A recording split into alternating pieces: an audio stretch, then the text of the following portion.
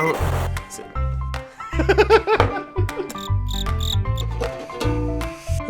right, we'll just go for it. What's up, Collide? We are right in the middle of a series that we are calling Your New Your New Playlist. It's called Your New Playlist, and thankfully it's not about like real music or running through your Spotify playlists. No, it's about tapping in to the superpower of a God-honoring mindset, right? The playlist, the things that run through our own heads, and choosing wisdom when it comes to your everyday thoughts. And I don't know about you, but I definitely need a little help with that from time to time, and especially when it comes to the things that we're afraid of. And today, talking about fear and the things that we're afraid of, I don't know about you, when I think of fear, I think of this really old, horrible show called Fear Factor. Anyone remember Fear Factor? You got it? Push it all the way in. It was terrible. I don't know. They put, basically, the whole premise of the show, or what I remember of the show, is they would put people in giant fish tanks and dunk bugs on them. It was like the worst possible idea. But here's the thing. That's a weird, silly, extreme version of fear. But I think deep down we all know what it's like to be afraid of something. But have you ever wondered if there's a way to get over your fears? To never be controlled by fear ever again? In the words of the great poet Taylor Swift, can we actually be fearless? Here's the thing. So many people, I feel like we know people who pretend to be fearless, right? They try to walk through life like fear isn't real or it's just not a big deal, but I think we all know that's just an act. While we might be really good at pretending to be fearless at times, the reality is none of us can actually escape fear. You may be able to ignore it for a while, but eventually it shows back up. And just like that, it's all you think about and all you hear and all you feel. Fear has a way of changing the playlists in our own minds, doesn't it? And when we let fear take over our thoughts, we get stuck wondering, what if? What if I don't make friends?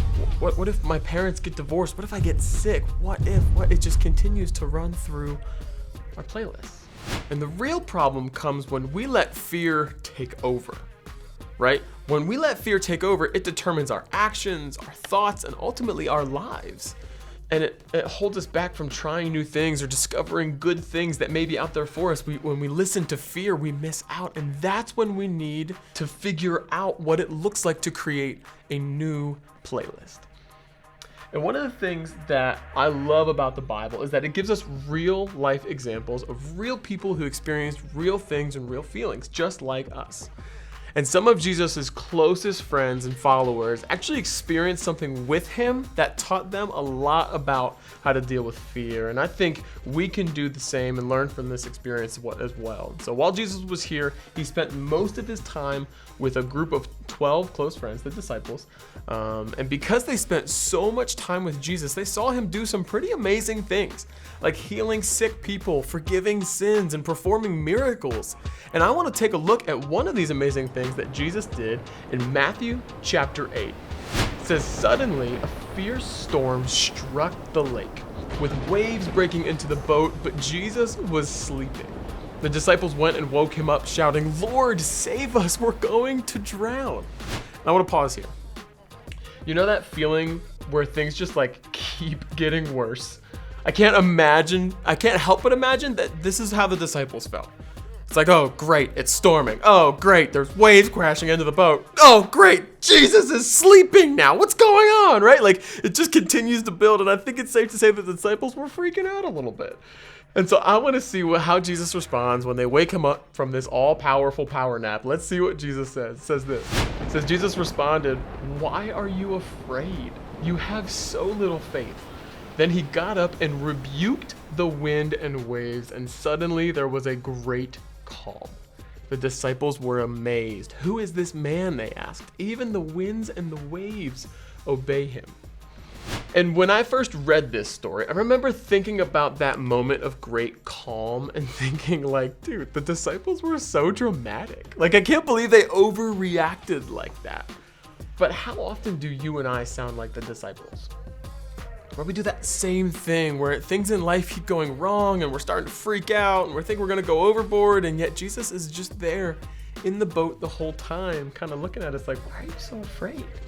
But you see, the thing that is easy to overlook in this story is that the disciples woke Jesus when they were afraid. They went to Jesus when they were afraid, because without Jesus, it is hard to stay calm in the midst of fear. Jesus was close by when the disciples were afraid, and he's close by when you're afraid too. Jesus wanted them to know that their fear didn't have to be the only voice that they felt, that they heard. Jesus' voice and his presence, they could play louder than the playlist of fear. You see, with Jesus, we can turn the volume down on fear. Did you know that? You know you can control the volume on fear? You can go to Jesus when you feel fear. He won't tell you you're overreacting. He won't ignore you. He won't yell at you for freaking out. But he will help you control the volume of your fear. Will we still have reasons to be afraid in life? Of course.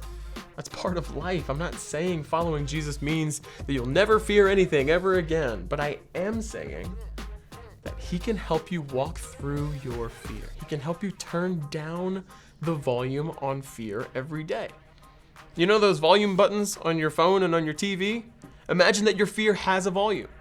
That you can't necessarily turn off fear, but you can absolutely turn the volume down. You see, when we turn the volume down on fear, we're simply not giving it the loudest voice. That's the idea of the disciples waking Jesus when they were afraid.